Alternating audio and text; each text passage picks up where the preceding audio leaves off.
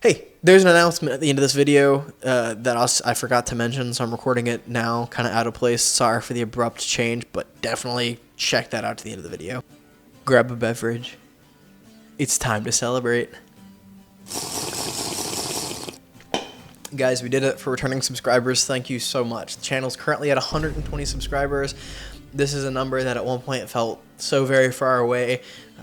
Feel incredibly fortunate, incredibly blessed to be able to have 120 people that have any interest in me talking about make-believe tabletop dice rolling games. So from the bottom of my elven little elf boy heart, thank you so much. For people who are new to the channel, because YouTube tells me that a lot of you that watch my videos aren't actually subscribed. Firstly, subscribe. What the hell are you doing? Secondly, hi, I'm DM Denver. I wear the elf hat, and I'm here to hopefully make your tabletop dice rolling games just a little bit better. At the end of all my videos, I usually ask a question, but for this video, since it's the 100 subscriber special, I'm actually answering your questions. I've been told my intros are a little too long, so let's just get right into it. Let's just hop in. Let's just dive in. Dive into the sea of questions that you guys have thrown my way. I really appreciate everyone taking the time to comment. Let's start with Josh's boxes. Hey Josh, I checked out your channel, dropped a little subscribe, liked the videos, pretty funny stuff on there. Guys, go check out Josh's channel. But in the meantime, Josh said he came for the homebrew advice and stayed for the D6 jingles. He's excited for you to break 100 subs, man. Thanks, we did it. Couldn't have done it without you. Every sub matters.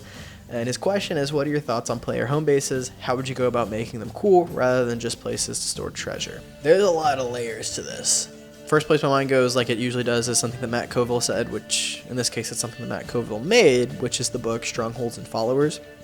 If this is something for your personal game, Josh, which is why you're asking, definitely check that out. For me personally, though, I don't have much experience with player home bases. I feel like the modern D&D party and the sorts of people that are attracted to the game, that's not a primary focus for a lot of them. If you're given gold, it can be very hard, I think, to compel a current D&D party in the 5th edition of the game to want to buy secondary or tertiary things, right? Most of that gold is going to go towards health potions, better armor, magic weapons, that kind of stuff. Those sort of secondary purchases like land or, cattle, horses, carts, that kind of stuff, I feel are often kind of pushed into the background or hand waved away, and so a lot of players don't approach the game with those expectations in mind. I've never had a character at one of my tables whose desire was to settle down. They're adventuring for all these reasons so they can make all this money and not have to be a farmer. And so when it comes to player bases, the only experience I do have is with my longer running homebrew campaign, the Bastards of Blendkarth. And their home base, which they do have, they're very high level now, and they got it I think at 10 or so range, is a barracks to the north of town. And the one interesting thing about it, or the interesting things I guess about it, is that for happenstance from the campaign, it actually double functions as their home base and a bar. It's near the capital city of the nation, Blendkarth. And so citizens from the city and people from around the nation, kingdom and stuff like that, will come to the bar. As such, a key function of it is that in addition to holding their treasure and being where they stay when they're back from their adventures, they also take it upon themselves to, whenever they go out on an adventure, to get a very iconic souvenir to bring back to the bar. This is great for a few reasons, because one, they advertise it sort of as a museum, almost. It's, their accolades, the skull of a demon prince that they've killed sits over the fireplace. Their hoard of treasure sits at the middle of this big compound so people can look at it. It's guarded by a guard drake, so no stealing, hopefully. And I think the real trick to it is that there's not much mechanics going on there besides the gold they might earn while they're away on adventure. And past that, it's really just to flesh it out and make it theirs. So I think the best way to make a stronghold like that cool is to just really try and tailor it to the expectation and the needs of the party you're running it for, if that makes sense. And so for them, it's a great place to hoard loot, and not just loot that they would sell, but iconic stuff from the adventures they've been on. And then they can walk around and reminisce on adventures past and demon princess killed and all that cool stuff. But yeah, definitely check out that book by Matt Colville. I've only heard good things about it. Next question comes from one of my players, Gabe. And his question is, what do you find the most difficult to handle when it comes to DMing? Whew. I definitely would have answered this question differently at different points in my dungeon mastering. Early on, it would have probably been something like the rules. Extra time, get home from school, high school, that kind of thing, and just be pouring through the books to try and have a clear understanding of what was going on. And even then, I'd still miss so much, you know. So definitely daunting. I think now, though, one of the things that I find most difficult with DMing is managing expectation. I have 2 very different groups that I'm currently running for, with some floating ideas of one-shots up in the air all the time as people find out that I run the game. I get all sorts of different players that express an interest in it, and people's fun come from so much different places, and if they're newer, they might approach the game with an understanding of what it is that's a little different than what it actually is. And so one challenge I'm really running into a lot now is one, setting reasonable expectations for myself. There's only so much I can do on my end to facilitate a specific experience. At some point, it does become the table's responsibility to continue to facilitate the game and the narrative. Finding where that line is for me has been really a bit of a struggle, especially with the newer party, because I don't want to be very handholdy, but I also want to make sure they have a clear understanding of all of their options to help them try and avoid some of the mistakes that I made early on as a player. So that line can be kind of hard to find. So overall, I would just say expectation. You know, if you're a DM out there, give yourself a break, and you know, make sure your expectation is something you can feasibly accomplish. It's a good question, Gabe. I miss you. Aww. I'll see you soon. Farina asks, if you had to choose one thing to change with the current 5e that would become part of the base game, what would it be? Also, this is a 2-part question, I guess, which wasn't outlined as against the rules, so you're all right this time. Also, favorite D&D entity/creature. All right, first part. If I had to choose one thing to change within current 5e that would become part of the base game, probably be how weapons work, I think. For me, I know when making a character and stuff like that, it's a little difficult to find a reason to just not pick the biggest damage dice. There's some builds and, you know, character fantasies that if you want to facilitate, it makes more sense to kind of maybe pick a smaller damage dice. But I feel like adding more properties, very like situational stuff that just adds a little more oomph to weapon pick and can kind of help facilitate what that weapon would be trying to facilitate narratively. Maybe like with the short bow, if you get a natural 20 and you're using a short bow, not only do you deal extra damage, but I don't know, maybe the creature is stunned as it kind of gets the arrow planted in it or something like that. I don't know. Bob the World Builder has a video on this. I'll link it right now. That kind of elaborates a little more on these thoughts. So definitely I think the weapons. And then also favorite D entity creature. This one's very easy. I'm talking into one right now. Mind Flayer. I love them so much. They're so alien, so arrogant. Their motives are always so hard for a party to understand because they are this like upper entity creature. They're terrifying. Their stat block packs a lot of punch. Definitely, I think my favorite monsters. Mind Flayer for sure. So and I liked the Mind Flayer before Stranger Things. I haven't even watched Stranger Things, so I'm epic. I'm a gatekeeper. I gatekeep this hobby. Your fun is wrong to me. Satire. That was satire. Next up, Nicholas Zeller, who's also one of my players. Hey Nick. Nick plays a evocation wizard, very high level. He says, what event or player action has caught you most off guard while DMing and how did you handle it? Oh, man. It was after a player character had died and the party found themselves in like the Wood Elf section of my game world. And they were camping out and they found a sort of like pseudo-ceremonial dagger that was placed in like a stump of a tree or, you know, otherwise like just kind of off in like a little ceremonial spot. They camped out near it and it got stolen and they just like took that lead and ran with it. I for the guys that were playing the game, I had the city kind of pretty much ironed out. I was not expecting that was how you guys would get to Slayrend the city like that. That was supposed to just be like, oh, that was weird. I wonder what that happened. But the players literally just like, they're like, no, this ceremonial dagger, we need to like keep it, you know, we need to get it back, place it where it belongs, that kind of thing. I think too it was because the player character that had died recently was a Wood Elf, and they were returning his body to the Wood Elf nation. And so I feel like those feelings, looking back, were probably still kind of fresh of like, no, we need to make this right.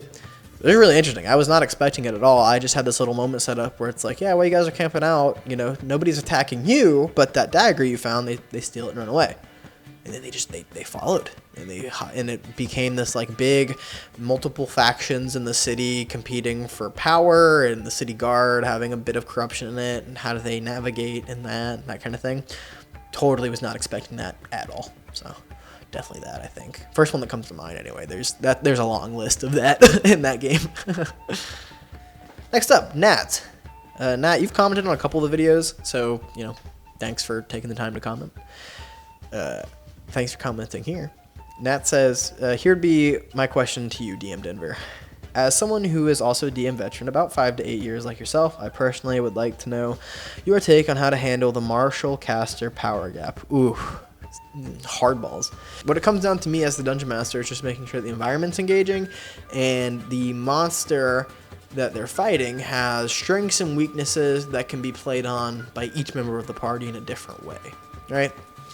So maybe a lair action would be really damaging to creatures on the ground, and so I know that the wizard can cast fly on a couple people, but usually Gabe's character, the monk barbarian, is going to be on the ground. He doesn't have much of a way for flying around. They're even really dealing range damage. And so with those two weaknesses in mind, I make sure to some extent the monster can kind of play on those. In some combats, I really lean into it to try and prompt some like pretty intense creative thinking, or to burn more resources from the casters to, facilitate everyone having an opportunity to be engaged with the fight.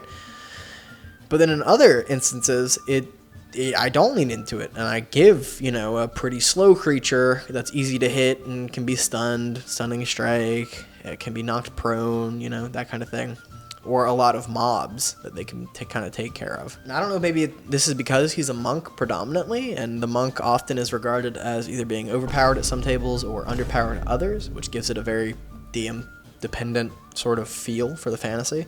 But I think the best thing Dungeon Masters can do is just keep out of game their players in mind. Having routine conversations and checkups where it's like, hey, this is fun, right? Like, is there anything that you wish would happen or wish didn't happen, that kind of thing. And if the answer to that from the player is, yeah, I wish this was a little different, keeping that in mind and trying to facilitate in a way that doesn't feel cheap. I've also seen some really good common wisdom online about magic item allocation and how, based on the math of the game and depending on the level, we should probably get looked at for martial classes first. I mean, there's a reason that there's so many magic swords in the game. And then maybe caster second. It keeps things fresh, keeps it exciting for those higher level martials. But in my experience, it has not been an intense problem. I would imagine that's just because out of game, we're all such good friends. And so everyone kind of really to make sure everyone has their moment to shine. Next up comes from Jovakeen, another one of my players. Hey, Jonah. Do you have a single moment that stands out to you the most of all time in games you've played? I'll give this one as an answer for this. Probably the very first time I ever played. Like, played. Not as a Dungeon Master, as a player. It was with you, Jonah, actually. A family friend was running the game. And it was my first time playing. We were playing 2nd edition. Basically, the way it all fell out was we were playing this homebrew world that's been a homebrew world for Eric and Eric's friends. He's an older guy since like late 80s area, which was really sick in and of itself. And I made this half-elven ranger. This half-elven ranger I fought with 2 swords, and through all the happenstance that was going on, what ended up happening was this horrible snake-like creature attacked the village that we were trying to break this guy out of prison for. Our plan, we got the party rogue arrested, and he got thrown into the prison to break the guy we needed and himself out, lockpicking, all that cool stuff. And it went really well. We were having a lot of fun, and it came time to leave with the guy we had. And everyone else at the table wanted to, leave. We had the guy that we were sent to the village for, but these monsters were attacking the village. And so Jonah was playing as a dwarven wizard or cleric, I believe, one of the two. I was playing as my half-elven ranger, and we decided we were going to stay. We didn't want the village to fall to these horrible, this horrible snake-like creature, and it's I think goblin or orc minions that it had. So it was 2 against 7 or 8, very bad odds. We were pretty low level. In the villagers, some of them are getting killed, and so Jonah managed to cast sleep on a large area. He got a very, very lucky roll, used I think his highest spell slot that he had at the moment, cast sleep on a lot of these minions. And so they were out for a brief moment, and it came time for me, and I started to engage in 2-weapon combat with this snake creature. I remember Eric, his narrations were like, you know, you go to hit it, but it like slithers and dodges, and it's very fluid in its motions. It's hard to pin down.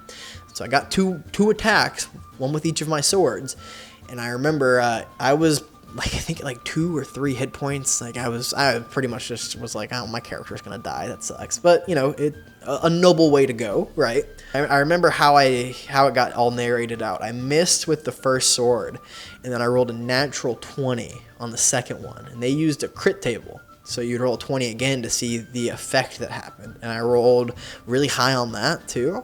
And the way that it all fell out was I missed with the first swing of the sword. My half-elven ranger, he twisted with his hips, did a flurry of feet, and came around with the second blade and sliced the creature at the neck. It had this shouting attack, too, that it could do to knock people unconscious, and I sliced its vocal cords before it could do it again and slayed it. I'll never forget that. That was my very first natural 20 that I ever got. I have the photo saved on my phone from when I rolled it. It was dramatic. It was exciting. Our characters thought they were going to die, and we ended up turning the odds with the lucky roll of the dice. It really sold me on the game, and it is really the best example I can think of what the game can be when you lean into the stakes. The Dungeon Master is on the player's sides. Everyone's invested in the narrative, committed to their characters, and really just wants to see what the dice have in store for the story. JJ asks, 100 subscriber OnlyFans special. Add like 3 zeros to that, right? 100,000, right? Yeah, add 3 zeros to that, then we'll talk. And then JJ also asks, when is the For the King playthrough / guide coming? Oh, that'll be, actually, yeah, if you guys haven't played For the King yet and you like TTRPGs, check it out. It's on Steam, really fun. Kind of a sleeper pick. I don't know that many people that are super into it. JJ's my roommate, so we've been meaning to line up a little campaign for that.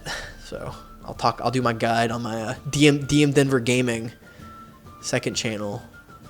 Go subscribe to that. It doesn't exist yet, but you know, maybe. Mia asks, what RPG systems have you played? Only D&D? This answer's kind of got 2 parts to it. I've only played D&D. That's like literally true. And it's something I want to actually change, especially all this OGL stuff that went on a couple weeks ago. Definitely want to branch out.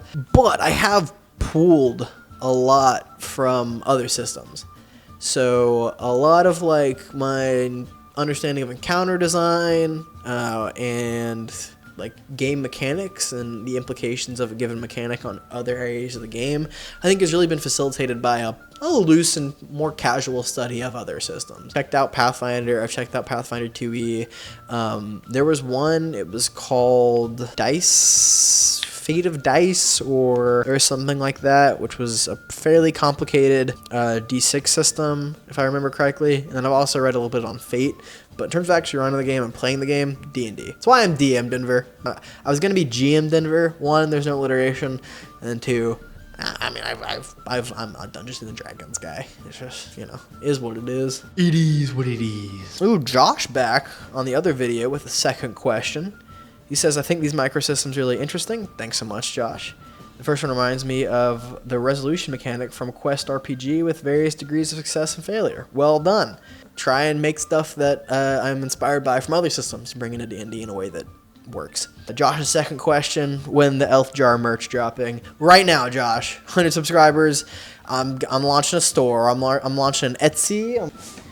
This he could be yours. There's gold in here. Fun fact, actually. If you were wondering. I know you were. Now, what's funny about this is I actually got it as a Secret Santa. I guess it was at Walmart, and it looks like me. Because it's a little white boy with an elf hat on, which is my entire thing. This is my son. Papa, when will you reanimate me from my porcelain prison? Never. Anyway. Will Middlemore says, yo, that D8 skill check fail microsystem is for sure worth a subscribe. Thank you so much. Really appreciate it. Gonna be stealing that, I reckon. Feels like it's right out of another TTRPG like BitD or MOTW, but I don't hate that. Thanks. I don't think I directly stole it from Quest RPG, like Josh was saying, definitely some inspiration that I got from somewhere else. Question for me, what kind of stealth bonus you rolling with, you think? Be honest now. That's a tough one. I was going to consult, there's a website, I'll find it while I'm editing this and link it in the description, you can go to, where you can put in some of your, like, athletic ability and, like, other, like, stats, and it'll give you, like, a D&D character sheet roughly equivalent to yours. I don't think I'm proficient with stealth, so let's knock that off right off the rip. And I'd probably put myself like a level 2 character. I do a little bit of stuff. You know, I swim, I hit the gym sometimes. My dex is like, I'll give myself a, I don't want to lowball myself. I want to believe in myself. I feel like I could sneak up on somebody if I needed to. Pop the shoes off, that kind of thing. I'll give myself like a 14 dexterity. I don't have much formal training in it, so we'll call it like a +2. When I'm making the stealth checks like I normally do, I guess, you know, I'll start adding 2. And actually, speaking of stealth check, we're gonna go ahead. Those were all the questions that I wanted to work through. So thanks everyone who took the time to leave a comment and ask a question. Hopefully I gave you a sufficient answer. If I didn't, drop a comment saying, hey, say more about this idea, and I'll respond back. Thanks so much for taking the time to watch. I'm DM Denver, hopefully making your tabletop dice rolling games just a little bit better. And I end my videos in 2 ways. So I spent this entire video answering questions, and I'm going to ask one for next week to do at the end of next week's video. This week's question is a bit of like a meta question, so I'm curious, how much D&D content do you guys consume, and who are some of your favorite creators? Big, small, very popular, not very popular, 3 hours a week, 20 hours a week? Do you watch the long form streams? Do you just look for the shorts on YouTube or Instagram or TikTok or something like that?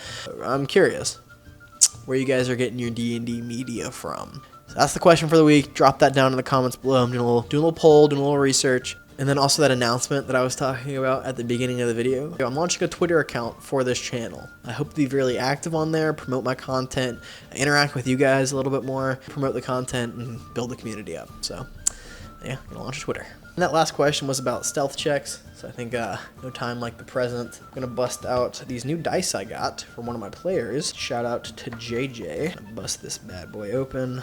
Very sparkly, very nice. Let's see how they roll. Let's see what we got. Ooh, 5 + 2. 7.